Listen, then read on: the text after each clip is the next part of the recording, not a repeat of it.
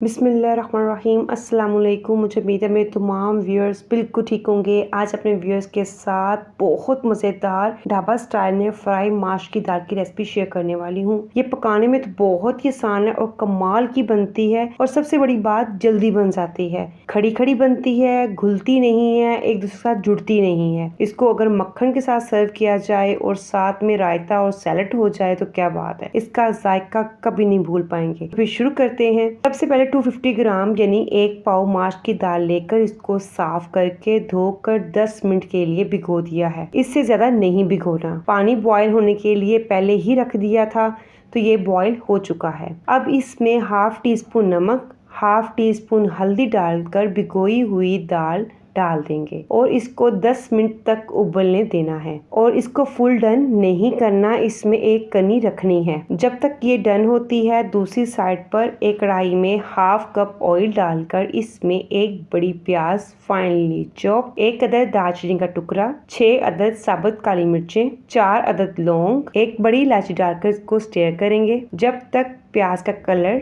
Golden ना हो जाए। जब प्याज का कलर गोल्डन हो जाए तब इसमें 1 टेबलस्पून अदरक, लहसुन और हरी मिर्च का पेस्ट, जिसमें 1 इंच अदरक का टुकड़ा, 4 से 5 लहसुन के जवे और 3 हरी मिर्च डालकर कूट लिया था, इसमें डालकर इसको 2 से 3 मिनट तक भूनना है ताकि लहसुन की जो स्पेसिफिक स्मेल होती है वो खत्म हो जाए। 2 से 3 मिनट भूनने के बाद इसमें 1 बड़े टमाटर का पेस्ट डालकर इसको भी इतनी देर तक कुक करना है जब तक टमाटर का पानी ड्राई ना हो जाए और ऑयल सेपरेट ना हो जाए। दूसरी तरफ ये देखें दाल ऑलमोस्ट डन हो चुकी है। इसको फुल डन नहीं करना, मैंने आपको पहले भी बता चुकी हूँ। इसको फुल डन नहीं करना है, इसको तकरीबन 85% डन करना है। मीन्स कि जब आप इसको हाथ से मसलें तो इसमें हल्का सा ये व्हाइट कलर का नजर आए। ये अब हो गया है। अब इसको हम स्ट्रेन कर लेंगे। स्ट्रेन करने के बाद ये देखिए कितना खूबसूरत कलर आया है।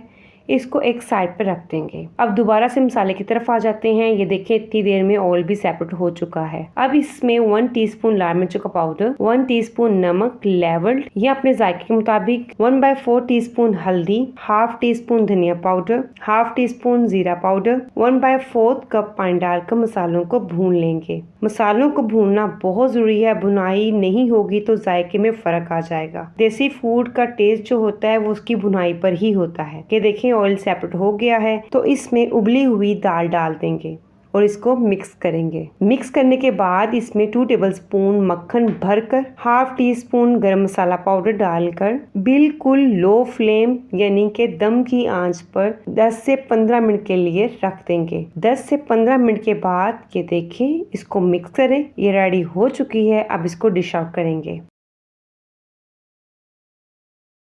डिश आउट करने के बाद धनिया, मक्खन और लेमन के साथ गार्निश करेंगे और दूसरी प्लेट में रायता और सलाद डालकर फ्राई माश की दाल के साथ सर्व करेंगे और एंजॉय करेंगे।